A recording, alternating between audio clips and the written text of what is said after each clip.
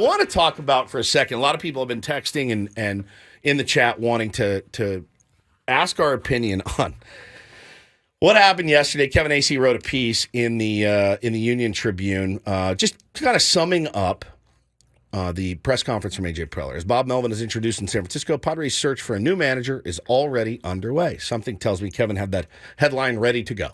He's done. He's written that story before. I'm going to say this too. Please do not think for one single solitary second that I'm calling Kevin Acee a liar or that I'm accusing ulterior motives. No, I'm not. But I'm reading through the article, and something jumped out at me, and it jumped out at a lot of fans yesterday. And it's the one thing in there that I went, what? This is weird. So he said the next few months do promise to be full of significant decisions. The Padres plan to trim at least $50 million from their payroll, which could involve their moving left fielder Juan Soto. A report out of New York on Wednesday said the Padres and Yankees have held preliminary discussions about Soto. That could be, by the way, as simple as a phone call. You guys interested in moving Soto? Yeah, maybe. What do you got, right? I mean, that happens all the time. A Padres source said the sides have not talked this offseason. Two different sources said previously the Yankees were among the teams that expressed interest in Soto before the trade deadline. And this is the part that got me. It leapt off the page.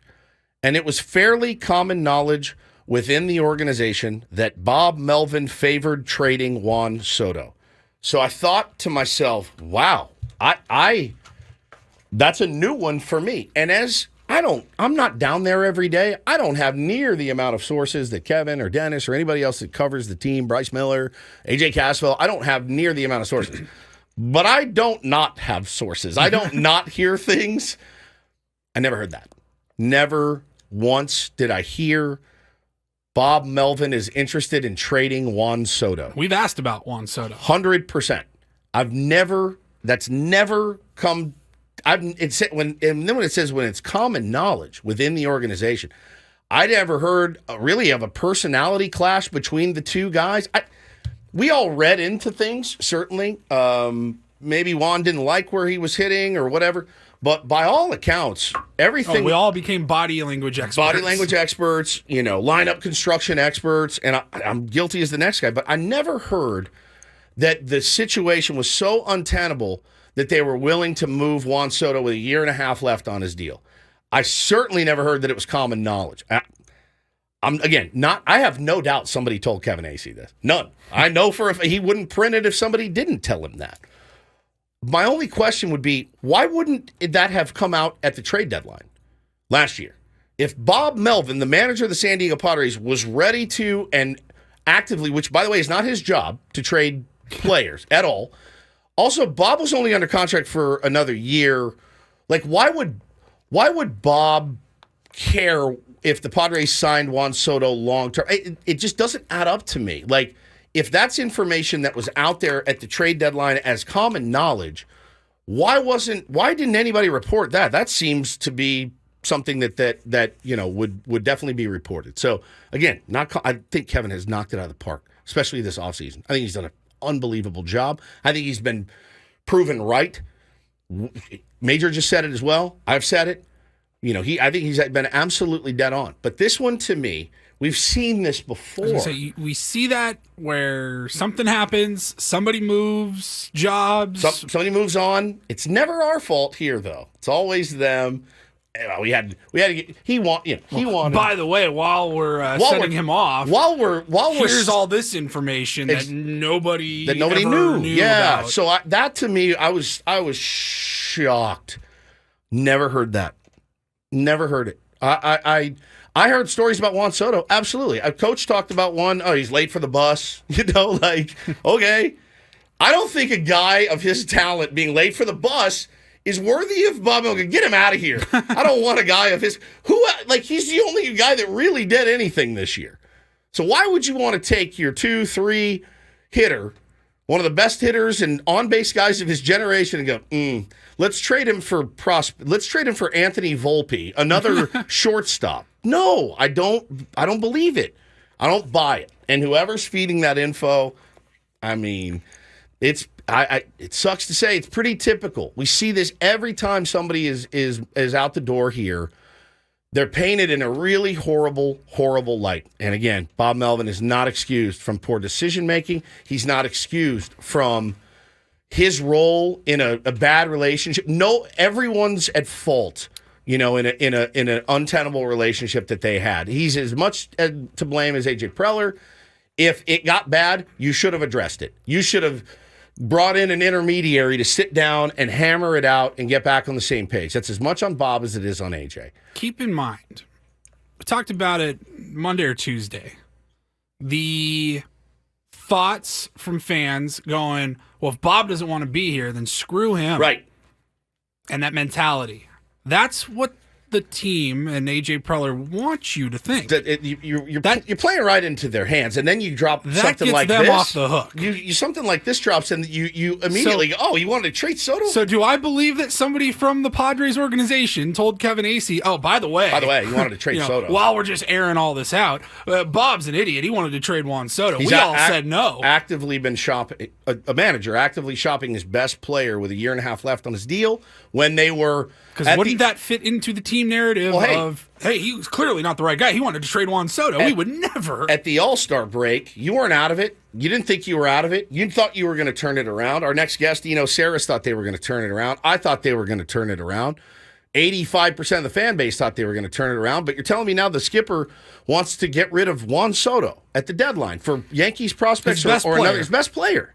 So that's a tough pill for me to swallow. It just is. And I've seen it too many times on guys leaving this organization in this town, just get dragged through the mud when they leave. Again, Bob Melvin's at fault as well. He left. He got this opportunity. He took it.